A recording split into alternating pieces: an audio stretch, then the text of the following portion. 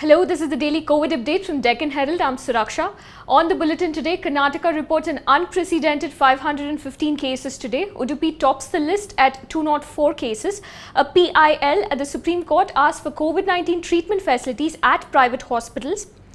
And later in the bulletin, we are joined by Shipra Dawar, CEO and Head of Innovation of mental health app IWill, to talk about the mental health crisis during the pandemic and how for startups in the digital space, teleconsultations could be the next big thing. I think the mental health now is in itself a pandemic.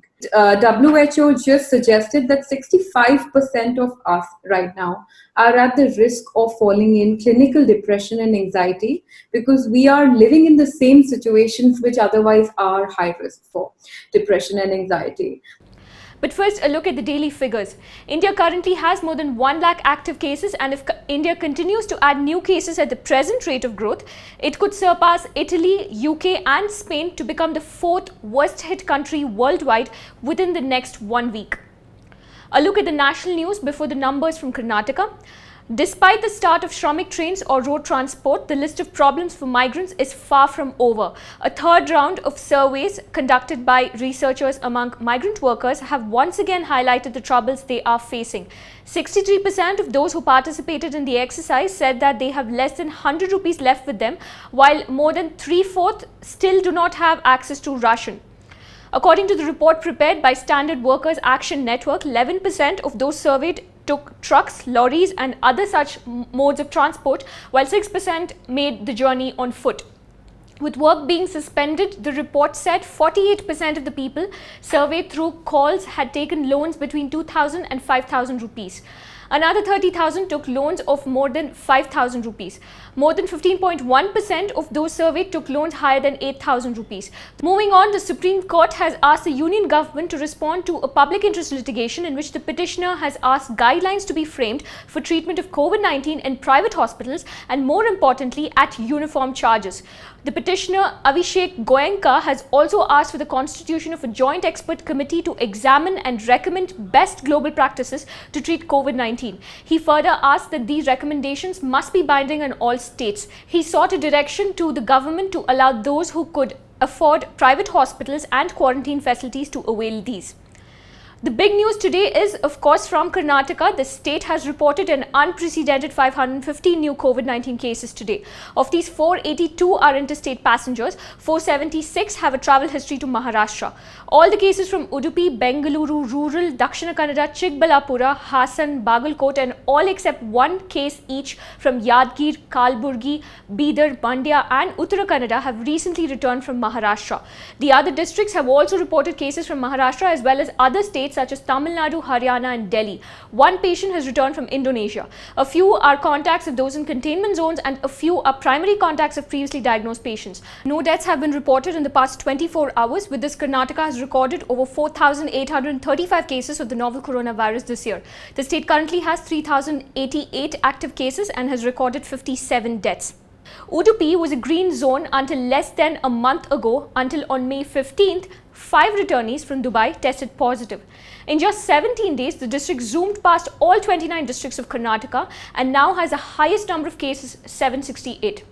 According to the state war room, the number of days taken to double cases is just 4 in Udupi as on Friday. Another worrying statistic is out of the 768 cases, only 31 are symptomatic. 737 are asymptomatic, which is 95% of the cases. Udupi also has the highest positivity rate at 9%. That means for every 100 people tested, 9 test positive. Moving on, in our series of conversations looking to the future, we take a look at the mental health crisis in the country today and the impact that the pandemic has had. Following the launch of medical teleconsultation, startups in the digital space have been able to address the concerns around mental health without the fear of stigma, and it could possibly be the only good to come from this crisis. My colleague Samiksha Goel caught up with Shipra Dawar, CEO and Head of Innovation of mental health app IWill, to get a sense of what's going on. Hi Shipra, thank you for joining us. So as we know that India had already a problem with mental health, to what extent do you think the pandemic has escalated the situation? I think the mental health now is in itself a pandemic. Given the situations COVID-19 has created, whether it's the lockdowns, whether it's the social isolation, whether it's being the home chores, the office work, for people who are blessed, and then at the other end, migrants who are struggling even for food, for livelihood. I think this is an unprecedented situation and never seen anything like that, and because of which the mental health toll of this problem is huge. WHO just suggested that 65% of us right now are at the risk of falling in clinical depression and anxiety, because we are living in the same situations which otherwise are high risk for depression and anxiety. So if I say about my platform, which is, a platform in mental well-being, we've seen a spike like none other that we had ever imagined. And right now we are facing a different challenge, which is how to help everybody, given the demand is so high for mental health. Do you see with this whole thing that people have become more open to seeking mental health?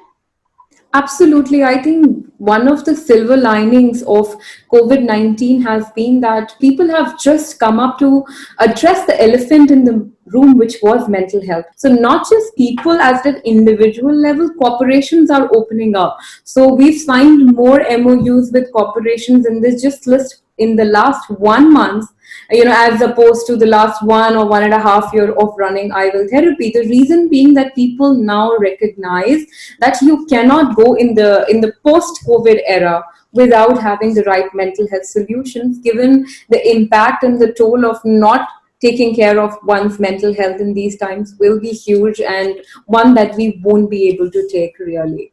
Shipra, which segment are you seeing the maximum queries from? And what are some of the patterns that you have observed on the platform?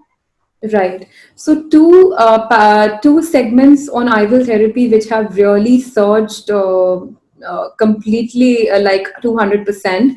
One is professionals. Professionals working in startups and professionals working in corporations. They are dealing with excessive stress at home, at work, and the problems for where their future is headed. Their colleagues are being given pink slips, and there is a general uncertainty of how they're going to run the family. So professionals is one. The second is women, and in women, specifically pregnant women and women who've just delivered kids. They are highly susceptible right now because they are without proper physical care. They are not able to go to the hospitals as they would have otherwise. Ordinarily, 27% of all women after pregnancy go through postpartum depression. Right now, that number has shot up to 45, or I would say even 46%. Third being senior and elderly, and for them, their kids are booking. These are people who do not have their families with them. They are alone. They're struggling at an emotional level because they are also high risk for COVID and the complications. So they're dealing with health anxiety, but also with extreme loneliness of being alone in this. So particularly in the mental health care space, how do you see teleconsultations progressing post the pandemic?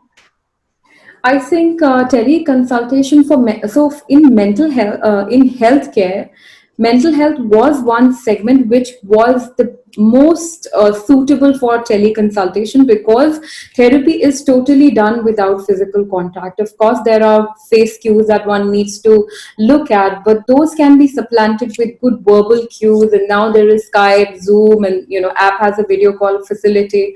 So all of that is taken care of. Post the pandemic, and even before the pandemic, if you look at the Western countries, tele solutions for mental health have scaled 800% more than physical health solutions. And now I think in India, the trend will be pretty much similar. Also, Samiksha, because most of our psychologists in India are present in the top tier towns, and patients right now are all over the country. So the only way you are able to manage the supply and demand gap is through teleconsultation. So this is going to be the future for mental health services, definitely for therapy, and I will say also for psychiatry in the coming time. That's all from us today. For the latest updates, log on to deccanherald.com. Stay safe and we'll see you tomorrow.